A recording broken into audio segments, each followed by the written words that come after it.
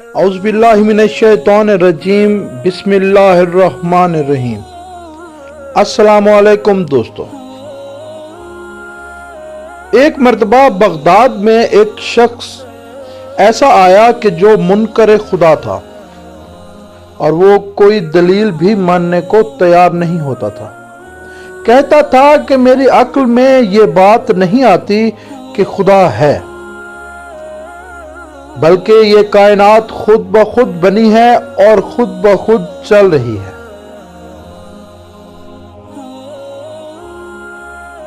اس دور کا ایک وزیر تھا۔ اس نے شیخ مفید علیہ رحمہ سے درخواست کی کہ سب عالم اسے سمجھانے سے قاصر ہیں، آپ ہی کسی طرح اس فتنے کا مقابلہ کریں۔ یہ تو روزانہ دربار میں آتا ہے اور کہتا ہے کہ کوئی مسلمان مجھے قائل نہیں کر سکتا، جبکہ آپ کو معلوم ہے کہ اس دربار میں مسلمانوں کے ساتھ غیر مسلم سفیر بھی ہوتے ہیں۔ شیخ مفید نے کہا کہ اچھا، اگر آپ کی خواہش ہے تو ٹھیک ہے، میں آتا ہوں۔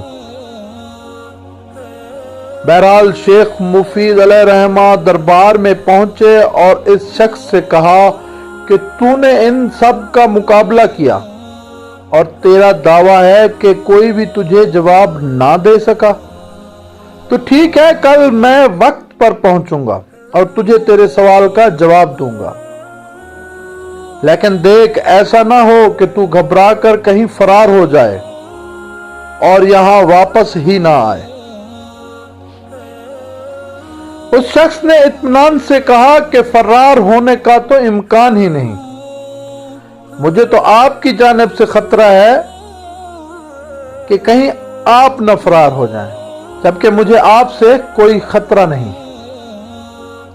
شیخ مفید علیہ رحمہ نے کہا کہ کل دیکھیں گے کون فرار ہوتا ہے۔ اب اگلا دن آیا تو شیخ مفید کو دربار میں پہنچنے میں کچھ دیر ہو گئی، تو وہ کہنے لگا کہ شیخ مفید خوف سے بھاگ گئے ہیں۔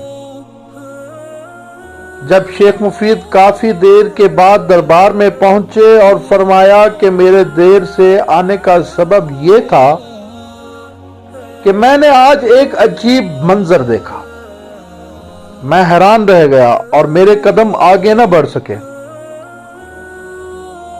میں نے دیکھا کہ دریا میں ایک کشتی چل رہی ہے لیکن کوئی چلانے والا نہیں۔ وہ ایک کنارے پر جاتی ہے، وہاں سے مسافر اٹھاتی ہے اور لا کر دوسری طرف اتار دیتی ہے، جبکہ کشتی کو کوئی بھی نہیں چلا رہا۔ بس یہ منظر جو میں نے دیکھا کہ کوئی کشتی چلانے والا نہیں اور کشتی خود بخود چل رہی ہے، تو میں حیران و پریشان رہ گیا اور اس وجہ سے میں دیر سے پہنچا۔ شیخ کی اس بات کو سن کر اس دوہری شخص نے ایک مرتبہ زوردار کہا لگایا اور کہا کہ کس احمق شخص سے میرا مقابلہ کروا رہے ہو؟ یہ تو ممکن ہی نہیں کہ جب کوئی چلانے والا موجود نہیں تو کشتی خود بخود کیسے چل رہی ہے؟ بنا چلانے والے کے کشتی ایک جگہ سے دوسری جگہ نہیں جا سکتی۔ بس جیسے ہی اس نے یہ بات کہی تو شیخ مفید علیہ رحمہ نے کہا کہ تو مجھے احمق کہہ رہا ہے، جبکہ تو اپنے بارے میں کیا خیال کرتا ہے؟ جب تو ایک کشتی کے بارے میں تصور نہیں کر سکتا کہ وہ بغیر کسی چلانے والے کے کیسے چل رہی ہے، تو اتنی بڑی کائنات کے بارے میں تجھے کیسے خیال آیا کہ یہ بغیر کسی چلانے والے کے چل رہی ہے؟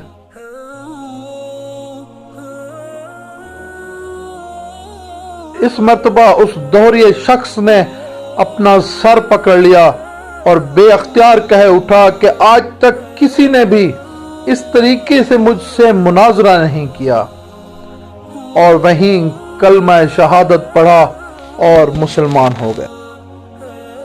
وما علینا الا البلاغ۔ اللہ حافظ۔